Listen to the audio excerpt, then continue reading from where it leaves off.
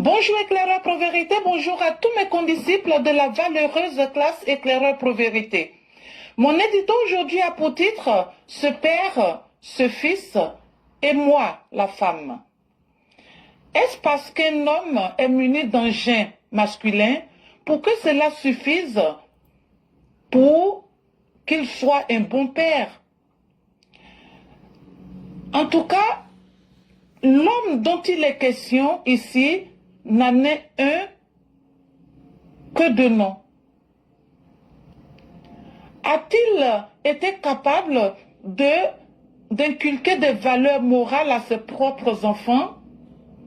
Comment qualifier un homme qui sacrifie aux yeux de tous son union avec sa compagne? Une union vieille de plus de 2 décennies sur l'autel de la culpabilité?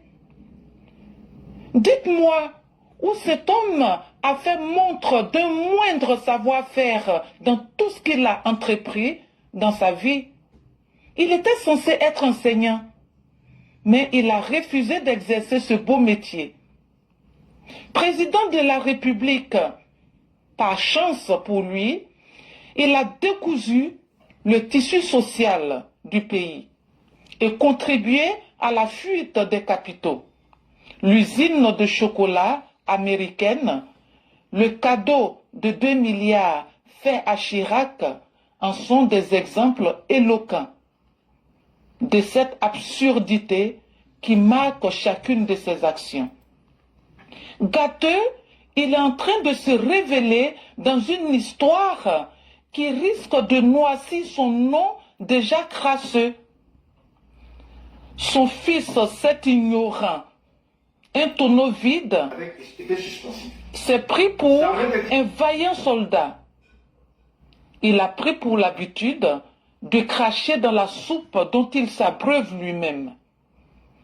Nous voyons aujourd'hui des photos de lui où ses paquites ont l'air de se décoller du reste de son visage bouffi, causé par une insomnie qui lui est imposée. Il se croyait indomptable, mais un sac de riz l'a fait sortir. La nourriture l'a tué. Il se disait panafricain, mais en fait, il n'en est rien du tout. Il est simplement, comme ceux de son bord, soumis à cette forme de prostitution pécuniaire qui le fait délirer au point de donner la recette du cocktail Molotov en ligne et de dire que cela est la ligne politique de son père Lucky Dubé et de son parti. Quelle aberration! Moi, représentante de la gente féminine, qui suis taxée d'être du sexe faible, je sais dire non. Moi qui donne la vie, moi qui fais tenir toute une famille, peu importe le nombre de ses membres. Moi qui multiplié par 7, qui a été massacré à Abobo par les soldats du soi-disant père. Je suis sortie par centaines aussi, il n'y a pas longtemps, vous vous en souvenez, pour dire non. Et suite à cela, il y en a un qui n'a pas trouvé mieux que de demander à disparaître. Et c'est moi qui suis du sexe faible. Ben, le sexe faible, on va le retrouver ailleurs, mais pas sous les pagnes. Non. Merci et à bientôt. Merci infiniment à Mère Blanc. Merci encore pour ce rappel qui est hautement utile et qui, pour ma part, nous remet à nous questionner. Ce n'est pas sur le sexe que nous pouvons juger un être, mais c'est sur sa capacité à pouvoir donner des résultats sur les événements.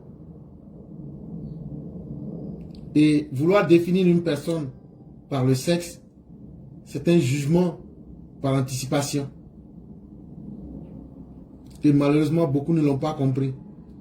En réalité, c'est ceux qui n'ont pas du tout de respect pour la femme qui pensent en général ainsi. Mais la réalité, elle est tout en face. Hein. Et aujourd'hui, ceux qui ont été des adeptes de cette école-là sont en train de l'apprendre à leurs dépens. La semaine dernière, j'ai vu une vidéo où Madame Babo, en tout cas, elle était tenue par la main par un monsieur et le journaliste se demandait si elle ne s'est pas remariée. Je ne sais pas si c'est vrai ou pas, mais en tout cas, j'ai vu cette vidéo-là. Mais une chose est évidente, c'est que tout le monde mérite respect et tout le monde doit être respecté. Mais malheureusement, certains ne le comprennent pas et certains pensent que eux peuvent traiter tout le monde n'importe comment. Mais la vie elle-même finit par imposer ses règles. La vie finit par mettre en place ses normes. Et ça ne pardonne pas. Ceux qui pensaient être les plus forts, la vie les ramène à leur plus simple expression. Et quand on s'amuse à vouloir dévoyer, à vouloir, même je dirais, minimiser les autres, surtout la gente féminine, on la prend toujours à ses dépens. Et comme le disent les Anglais, ce n'est qu'une question de temps. Wait and see. L'avenir nous dira de quoi tout est possible.